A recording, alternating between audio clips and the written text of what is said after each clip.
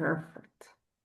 So again, thank you all for coming. Welcome to this Free Rivers Fellowship webinar. It's the first Free Rivers Fellowship that we've organized as a collaboration between the River Collective, the Free Rivers Fund, and WET, Wildwassergehalte Tyrol, which is the local organization that is doing a campaign against the Kaunertal Hydropower Expansion. And we've asked some people from around Europe to come together and give their insights into what this project is about, also on a European level. And we're really happy that 8 fellows came together from all different places in Europe. Some of them are here to present their insights. Some of them couldn't come, and some of them preferred staying anonymous, which I think shows that we've managed to go a bit outside of this bubble of only real activists, let's say. No, so we've actually gotten some experts in that are in the fields of energy that preferred staying a bit outside of the public viewing. Before really starting with their insights, I want to give the word to Anne from Wildwassergehalte Tyrol, and she's going to give a bit of an update on the campaign and tell you why we got this fellowship together. So welcome, Anne. I'll start sharing my screen in the meantime.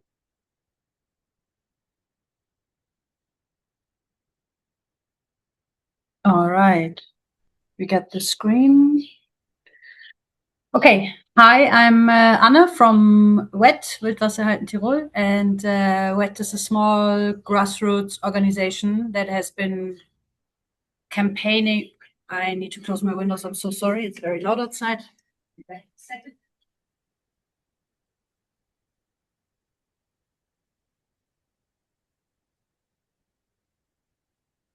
I'm sorry. WET has been campaigning for Tyrol's rivers and against further hydropower expansion in Tyrol for over 10 years now. And the general situation of Tyrol's rivers is pretty dire, as historically and for obvious geographical reasons, the state of Tyrol has put a huge emphasis on hydropower, which made a lot of sense in the past, but we have failed to diversify our energy production and are now at a dead end that we created ourselves. The state of Tyrol is only half the size of Belgium and has more than 1,000 hydropower stations as of today, but hardly any creek or river that is still free flowing. And despite that, or maybe rather because of our history with hydropower, we keep building more. The hydropower project we'll be talking about today is the Kaunertal Hydropower Expansion Project. Yep, perfect. And it's a planned expansion of an already existing large-scale hydropower plant in the valley of Kaunertal. As you can see on the slide, that's the existing power plant, and it consists of a reservoir lake, multiple powerhouses, and it already takes in most of the available waters from the Kaunertal Valley, as well as diversions from neighboring valleys. And yep, one more. Next slide. Perfect. The existing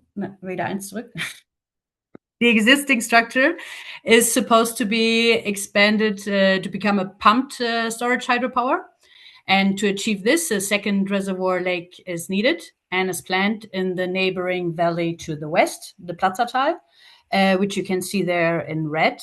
It's supposed to be the new reservoir. And this is phase 1 of the whole expansion project.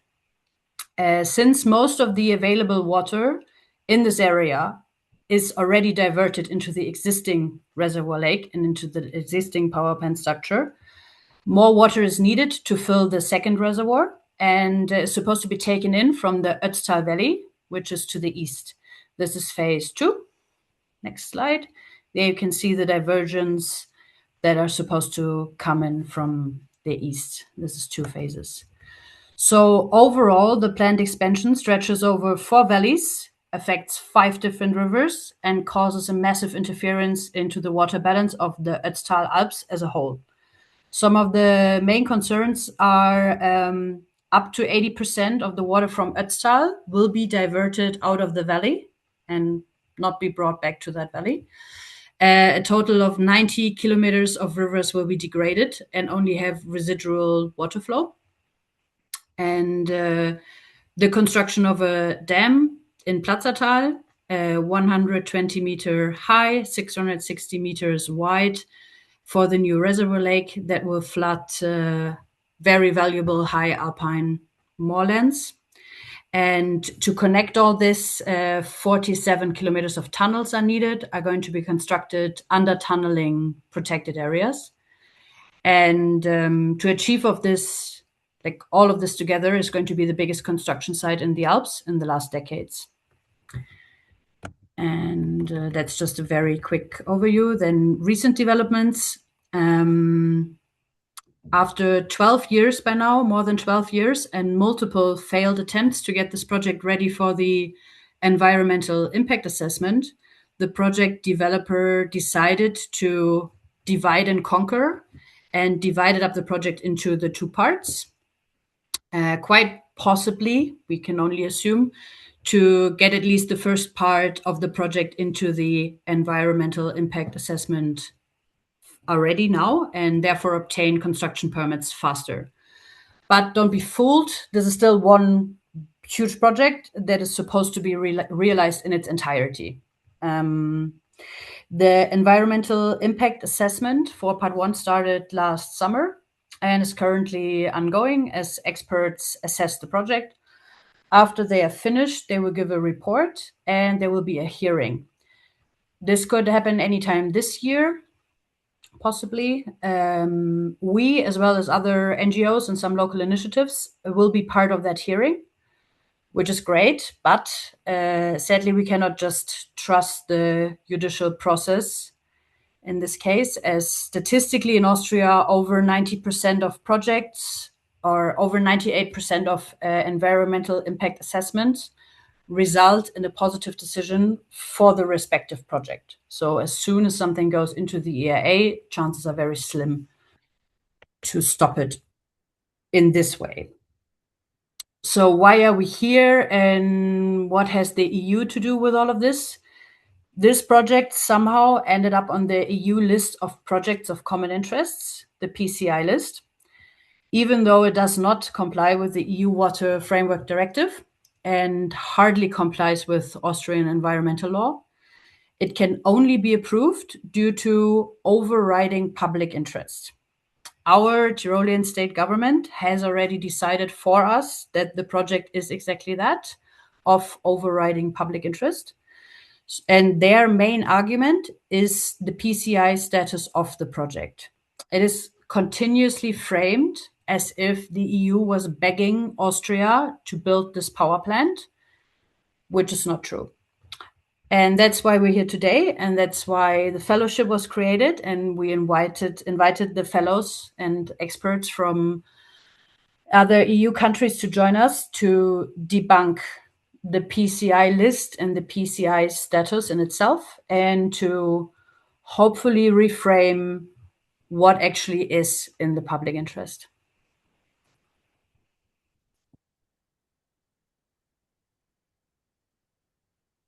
Dein Mikro ist aus. I had to refine my microphone because of sharing the screen. Cool. Thank you, Anne, for this introduction and framing a bit the context of why this pre-Rivers Fellowship took place. Now we're going to hear from the fellows, and I think they've got some pretty clear conclusions. And after looking into this project and talking to some experts, they came together in February for a weekend to learn from each other, learn from different people involved in the campaign, but also that have been looking at the energy economics, for instance, of the project. And they dove specifically into this facet pumped storage part of the project now. So first we'll be hearing from Sebastian, who's going to introduce the first few arguments.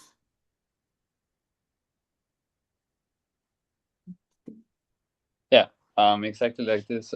We came together in Innsbruck for our first meeting. We all have a different backgrounds. We all had some connection to either the project itself or to free-flowing rivers or whatever, but we were not entirely into the project. And we came together to learn more about the project, to find out more about it. We talked to experts. We did our own research. And we were kind of stumbled, I think, all of us, how such a project can still go ahead. It's slow, it's completely outdated. It's the first plans of the project are older than most of us, as we are part of this fellowship. And we were, during these days, we were kind of thinking, what's like a metaphor? What's a comparison to the project? And we came up with dinosaurs, because it is in itself, it's so clearly a dinosaur project. It's just outdated. I personally, I want to say I had maybe a little bit of issues with that, because I like dinosaurs a lot. Favorite dinosaur, Ankylosaurus, if anybody shares that with me. But thinking about it, maybe it actually makes sense. I would love for dinosaurs to be around. At least my 10-year self would love that. And just like that, I would love for solutions like this to work out, to help us get on our on the energy transition as we need it. But this project itself, just front and back, does not solve the things we need. It's neither sustainable economically nor ecologically. And I think the reasons for that, we're going to get into this now in the next slides. So what we have here is a very outdated project, and for some reason it made it onto a very new list, PCI list. Anne was talking about it before already. Maybe you've heard about it. PCI stands for Project of Common Interests, and it's a list that's being put together by the EU Commission. There have been multiple versions, and just last week there was the new version of this list has been put together. What does it actually mean? PCI is part of the TENE regulation of the EU, which means Trans-European Networks for Energy. And it should single out a list of projects that are important for 2 or more countries to fund our sustainable energy transition that we need over the next decades. And projects being labeled with this PCI label should have more importance for that. So of course, for me, hearing it for the first time, Project of Common Interest, I think, oh, that's great. We all will need that, and I think that's also what they want to achieve with it. But I think what's important to mention here, Project of Common Interest is not project of public interest. Why not? Because the process of how projects get onto this list is, first of all, very elusive and not very transparent in how that happens. But it's also not driven by citizen initiatives or even by the EU itself. But it's being driven by the project companies driving these projects, applying for this status, wanting to come on this list to get a benefit out of it. And I think in that lies already the first issue. How can we trust a label that is being based on private interests? And so, like this, the new list was being put together. We now have 235 projects on it. It's about 100 hydrogen projects. It's more than 100 direct energy projects. It's also a couple of gas pipelines, which I find interesting particularly. And one of them is also the Kaunertal project, which had already been on a previous list in a smaller, not in its entirety, but now is on it completely. And what does that actually mean? Because, of course, it has been already approved. The Commission has approved the list, and the Parliament has not rejected it, which they could have done, but they didn't. And I think it's important to mention that it doesn't mean that much. I think it's easy to think, okay, now this is passed and it's over.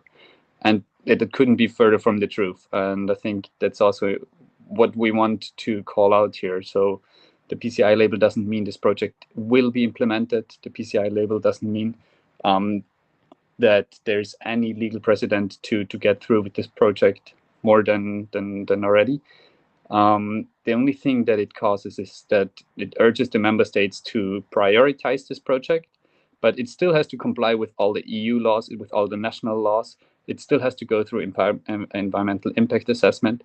But of course, what we do see, and what Anne has already mentioned before, it's being used as a pressure to get through with them quickly, to get through with them efficiently, and to maybe override some other interests through that.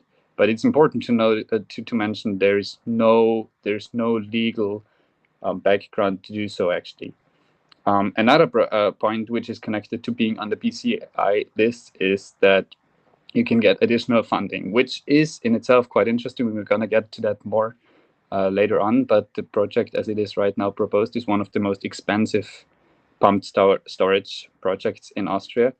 And it's interesting to see how the project company wants to get EU funding for this, which is in the end our taxpayer money to pay for a project that could be done very much cheaper and not that expensively. But I think the main takeaway from this is that PCI label is there. The Kaunertal is part of the project of common interests list, but it doesn't mean much. It doesn't mean much legislatively, but it also especially doesn't mean much in terms of how important it actually is. And I think we're going to get into that throughout the next slides more.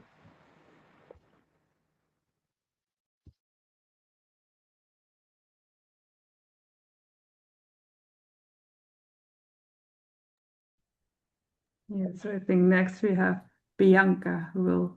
Yes. Yes, Hi, everybody. Hi.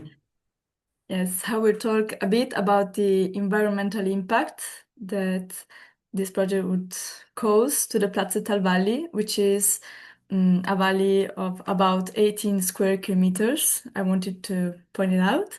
And I would like to propose a quick imagination exercise, imaging this high mountain valley in the Austrian Alps, where this river, which is called the Platzebach, runs through one of the last relatively intact wetland systems in the Alps. And now imagine this 120 meters dam, a wall of concrete more than 450 meters wide, and behind it 42 million cubic meters of water, slowly rising and until the valley disappears. So what would actually be lost? So the Ötztaler Valley hosts one of the largest, relatively undisturbed fen complexes in the Austrian Alps. Fens are a specific type of peatlands that receive water both from precipitation and groundwater. And they are among the most carbon-dense ecosystems on Earth, which means that they store carbon accumulated over thousands of years. And once destroyed, the carbon is released into the atmosphere. So they cannot be relocated or restored. And today, only a fraction of Austria's regional wetlands areas remain intact, and the Ötztaler is among the last. And also, the valley is home to several bird species and other wildlife protected under the European law. And here is something we find particularly striking, that despite all of this, the Ötztaler currently has no adequate legal protection status. It ticks all the boxes to be designated as a national park, emerald site, or Natura 2000 sites, and yet none of these protections are in place.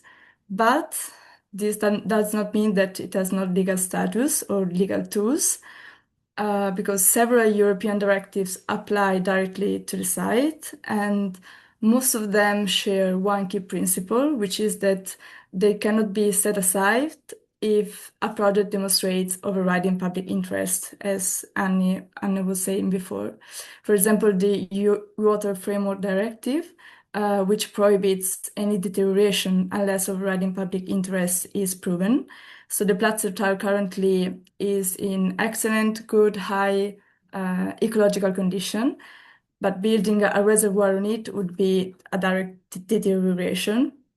Then the Habitats and Birds Directives, the species living in the area are protected, and TVAC proposes compensation measures like relocating wetland vegetation. But both scientists and NGOs have consistently questioned whether such interventions can replicate the ecological functions of an intact alpine wetland system. Then there is the Natural Restoration Law, which was adopted in 2024, which sets binding targets to restore ecosystems and reconnect rivers across Europe. And this project moves in the exact opposite direction. And finally, the Danube River Basin Management Plan, since the Platzeberg runs into the Inn and from there into the Danube. So the plan identifies hydropower pressure from Alpine countries as one of the most serious threats to the entire basin. And Austria already has the highest number of barriers to fish migration in the Danube basin. So this project just would make things worse. I would like to focus again on irreversibility because peatlands actually grow by roughly 1 millimeter per year. And what lies beneath the Platzetal represents thousands of years of ecological process. And once flooded, it is gone. So the hydrological functions, carbon storage, and the habitat, all of it would vanish. And since we are living through accelerating biodiversity loss and also a deepening crisis, we think that we cannot afford to treat intact ecosystems as acceptable collateral damage. Because for us, there is no version of progress that begins with destroying something irreplaceable. Thank you.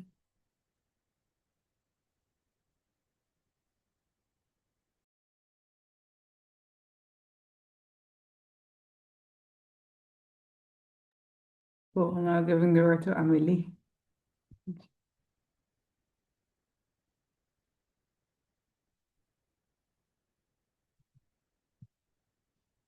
This, in the meantime, is a photo of the Kutai, no? Where Tyrol is at this moment building has been building a big hydropower as well. Amélie, are you Yes. with in the meeting? I was already talking, but I forgot to mute myself. Sorry. One of those things. So, well, thanks. I just said, like, learning about the energy economic aspect of the proposed Kaunertal expansion was one of the most enlightening parts of this journey for me so far. The project is being promoted as a flagship project for the energy transition. So a giant green battery in the Alps that will stabilize renewable electricity and create economic value for Tyrol. But when we actually look at the economics of the project, it's a very different picture that emerges. The key question is not whether pumped storage hydropower can support renewable systems in general. It absolutely can. The question is whether this particular project makes economic sense in today's energy market.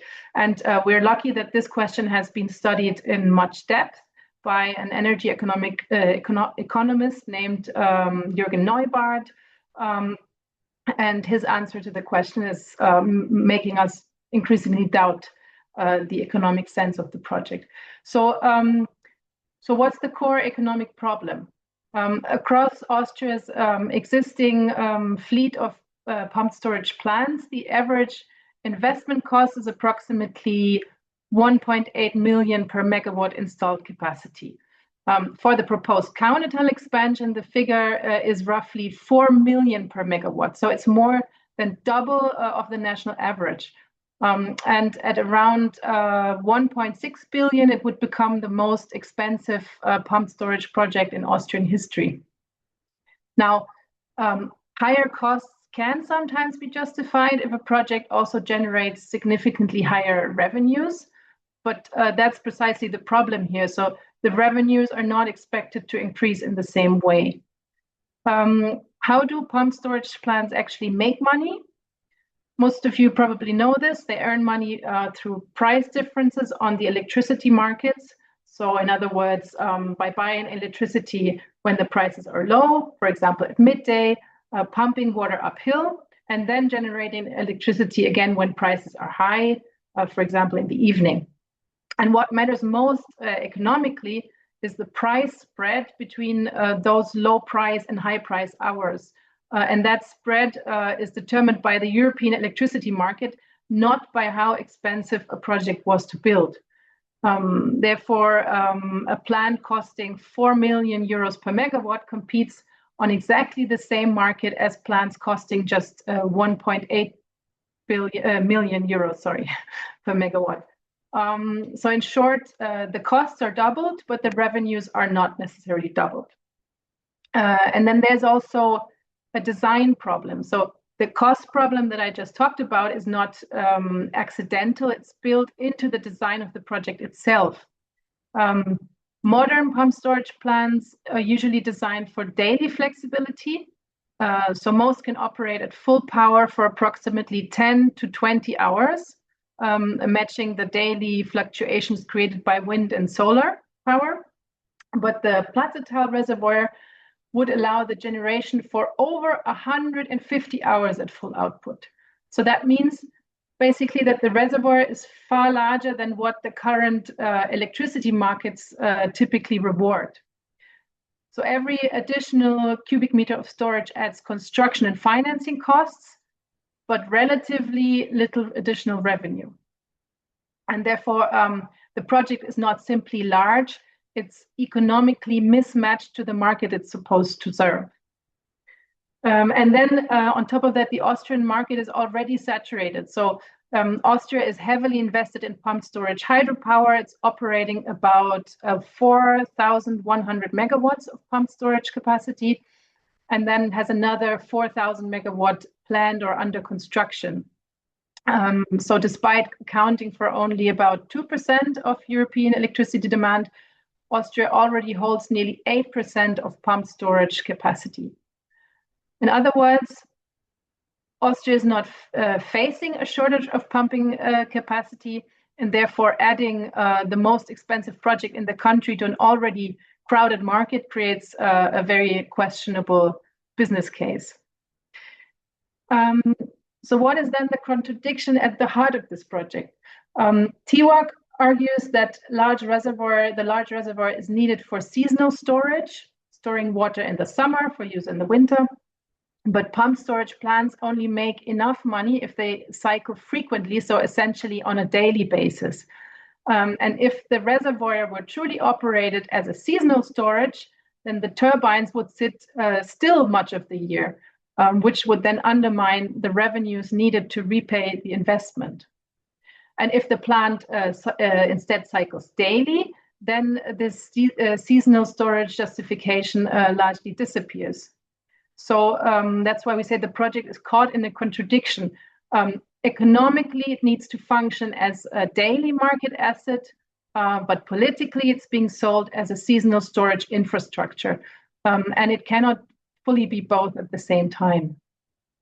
So by way of conclusion, that is why we argue the Kaunertal expansion looks less like a forward-looking energy transition project and more like a very expensive piece of infrastructure that is in search of an economic rationale.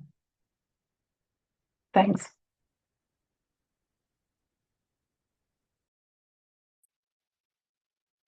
And exactly with that, somebody just said, with these different kind of motivations that we have to assume or that are being stated.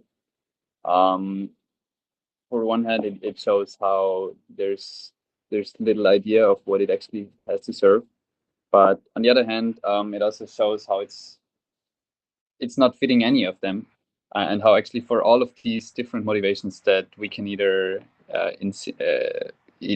deduct from actions or that are being stated, there's better options already present. If we look at the service towards Austria has until 2030 already a commitment of 100% renewables. It's being implemented only until 2035 would not contribute to that. The energy sector would have to be up and running 5 years prior to that, of course. If we look at the other argumentation, maybe that's not so often being pushed by TWAC, but which is insinuated by it being a PCI list, in working together with Germany. The capacity and the 150 hours that it can serve are just by far not enough to serve the purpose of the German Dunkelflaute problem over winter months when there's too little energy over longer times. What are the actual solutions? Because I think this is obviously very important and something we're not just here as NIMBYs. We do want to have the perfect solutions to get this energy transition going. On the one hand, for the short term exchanges, there's batteries that are both more decentralized and therefore better adaptable, as right now we're already struggling with net capacities, with grid capacities between the east and the west of Austria. Batteries can do so for already 400,000 to 1 million per megawatt, which is far superior to what the Kaunertal proposal right now foresees. This is for the very short term. Then if we're looking at the long term change of peaks of energy production, there is hydrogen, which can be scaled up and which is seen pretty much as the one solution for that, which can help the actual idea of this Dunkelflaut that I was talking about for Germany and for Austria as well, for international European markets. And then if you really want to have a hydropower station, a pumped hydropower station, and that was maybe the thing that I found the most puzzling looking at all that. As you saw maybe on the slide before, that was the project right now has been built in the Kütai. There is right now this pumped storage being built, and it's not being used to full capacity. So instead of fully destroying one valley that is right now pristine and unused, you could use the full capacity of another valley that is being destroyed and that is being impacted anyways right now, to increase the capacities and to increase the usabilities. There have been studies that say this is the more logical step, but for whatever reasons, this is not being pursued. Also in cooperation with exporting the energy, this is better situated. And I think for me, when I went into this project, this goes to show, for so many reasons, there's no logical step in saying this is the one project we need. There are multiple alternatives. There are multiple alternatives in Tyrol already, but also in terms of other technologies that should be used for having an actual transition and not holding on to a project that has been first proposed in the mid of the last century. And I think this is the main message to take away from this section. There are other opportunities. We're not just trying to keep developments from happening, but we want the most sensible solutions being implemented. Great, thank you, Sebastian. Yeah, so I think all these arguments and all those things together, as Sebastian already mentioned, and Emily as well, there's a lot of things that those fellows came to realize during the project. And I think this is the reason we put this fellowship together as well, because there are so many perspectives, so many arguments that come together.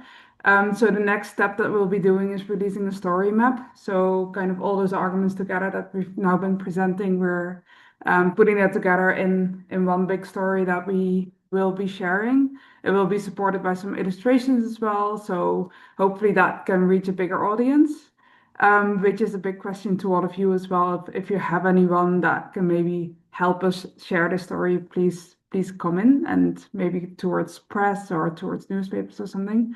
I'm going to call in Bianca a little more to explain why we're actually also talking to a few more NGOs. Are you there? Yeah, so we have been in contact with other organizations across Europe, which are also, as WET is doing, opposing energy projects which are currently on the EU PCI list. We want to learn from these exchanges, and we want to.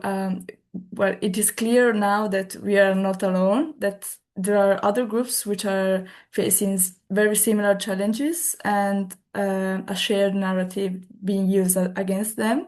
So we believe that by joining forces, we could give these struggles also an international visibility. So again, if you are working or you know some organizations which is working on the PCI list, please reach out and we would like to connect. Well, thank you. One more step we'll be taking with this fellowship, a few of them will be going to Brussels, as we're invited during the Green Week for giving a presentation in the context of investments into nature, and that can be pretty broad. But this meeting will be about freshwater, together with EOCA, the European Outdoor Conservation Alliance. So that's an opportunity to also bring this project to Brussels and to explain there that this PCI list doesn't always mean good things, and that there's a lot of controversy around this project in the Austrian Alps. Yeah, and that's basically all from our side, all that we wanted to share with you. So that opens up the time now for some questions or some discussion. And as mentioned, if you have any means to spread the story further, please get in touch. I will stop sharing the screen so we can see each other a bit more. I think that's nicer. Where do I do this? There. Cool. I haven't seen any questions coming in the chat yet. Only indeed Barbara saying the argument that of it being twice as expensive. Is there anyone that has something to either add or to ask or to discuss? Yeah, can I say something? We have built a homepage to the whole project, Save the Ötztaler. I write it in the chat. Do you know it yet? Moment, Punkt, rettet, Moment, das habe ich falsch geschrieben, rettet das Ötztaler.at. It's now only in German, but anyway.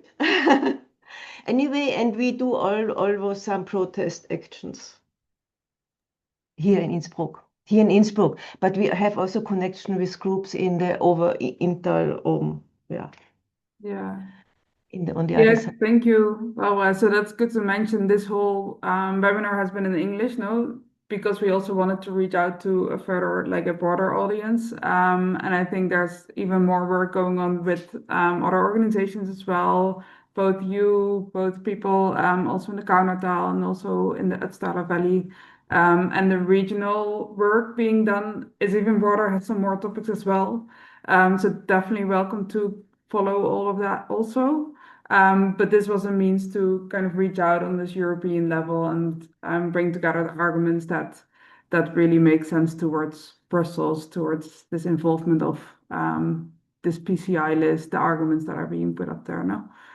So that also being the reasons we're doing this in English. But thanks for sharing and thanks for being here, especially. Where we can translate it in English also. We can work on a translation. It's no problem. I think it's a European problem, all the energy, because we export the electricity to Germany. The two of the power plants, Kütai and Kaunertal, would work for Germany, not for Tyrolean population. This is clear for everybody. No, I know. I think. So this is another argument, because the DWAG is selling for us the electricity. The DWAG is telling so much lies you can't imagine. This has reached a huge building. It's really incredible.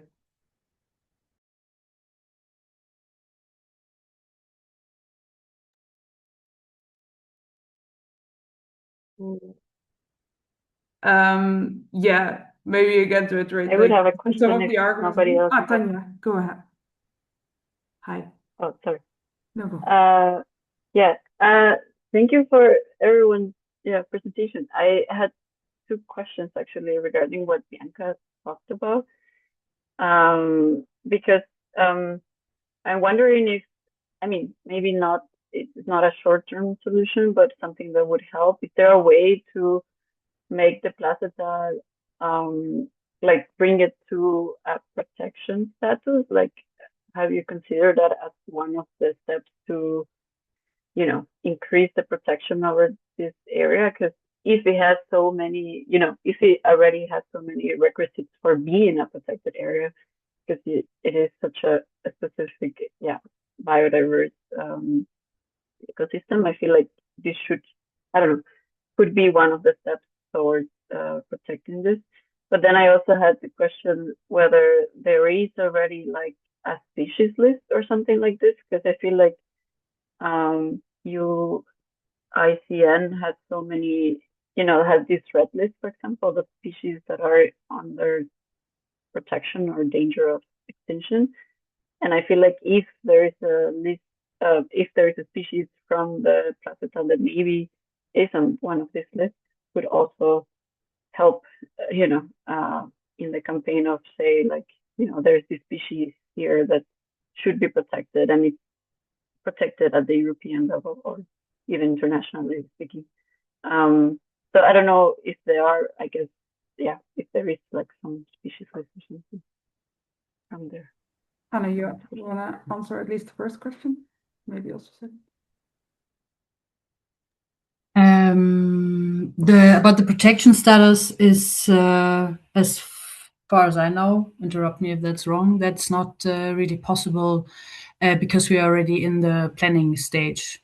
So the Behörde, like the agency or the state agency that is supposed to decide this, will not argue about this until there's a decision on this project. We could and should have done this, like, I don't know, 30 years ago, but I didn't know about this then. So, and I don't know about the species list. There's probably somebody else who can answer that better than I can.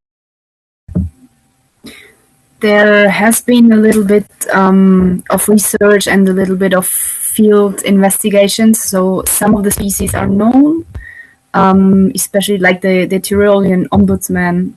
They have done some bits about it.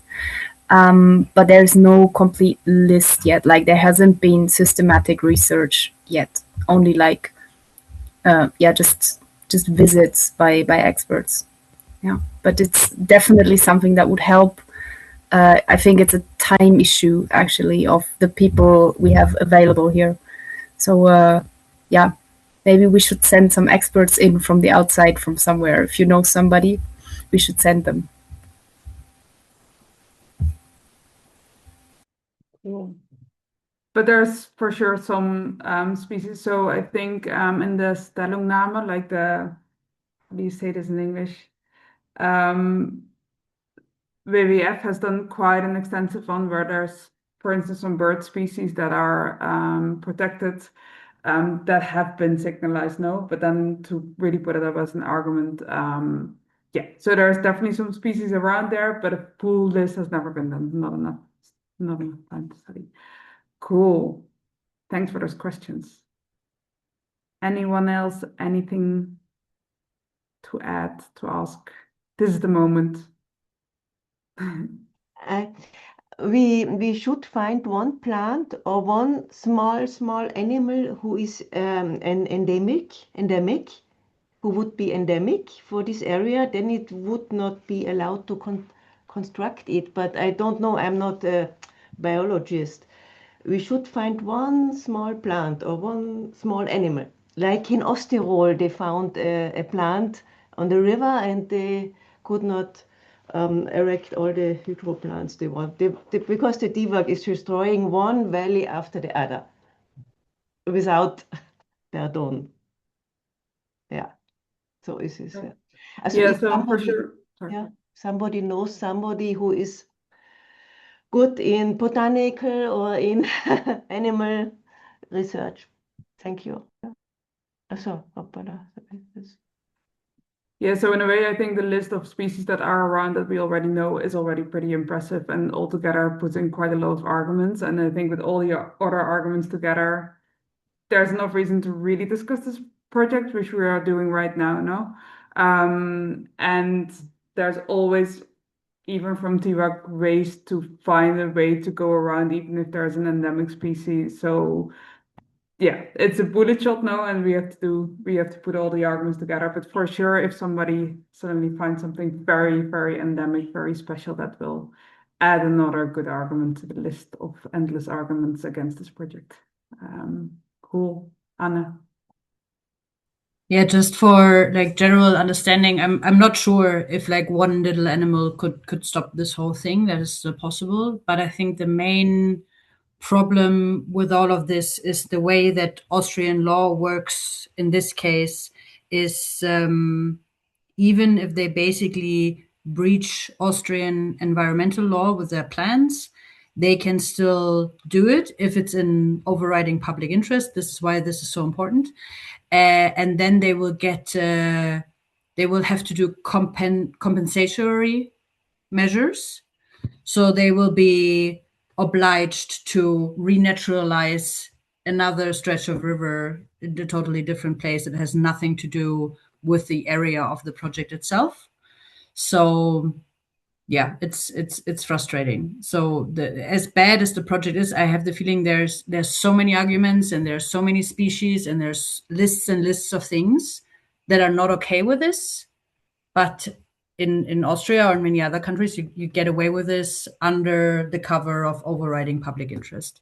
And I think this is why this is so important to reframe this. What is that actually? Who decides what's in the public interest? I'm the public. It's not my interest. Okay. Sorry. Cool. If not more questions are around, I want to say a huge thank you to all the fellows for diving in, for getting involved in this project, and for coming from different places and just suddenly getting interested in this project somewhere in the Alps in a valley that you still haven't seen. I mean, you've come to Innsbruck and you saw a bit of the surroundings. It was snowy. We decided not to go to the Kaunertal, definitely not to Platztal because it would have been too cold. But putting all that interest and time into researching a place that is not necessarily close to your homes is, I think, pretty amazing. And then getting interested because it's apparently such a story of European interest just goes to show that we really need to stop this project altogether, and I hope we will.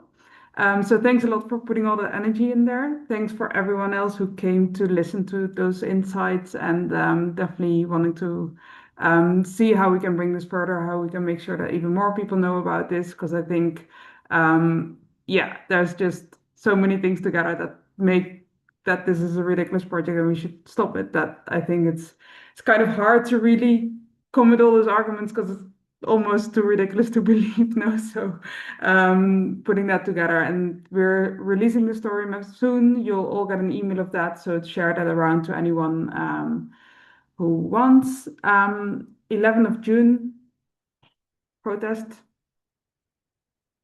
I haven't been around, so I didn't know about it, but I will be in Innsbruck on the 11th of June, so I'm happy to join anything that's happening in that date.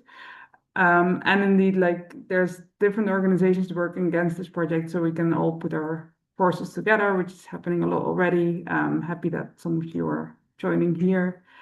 Yeah, I don't know if somebody else wants to say a few last words, or otherwise we close this session and we'll be putting it online, and you'll hear from us through emails and through social media. Follow us, share all the messages that we spread, and that way we can reach more people.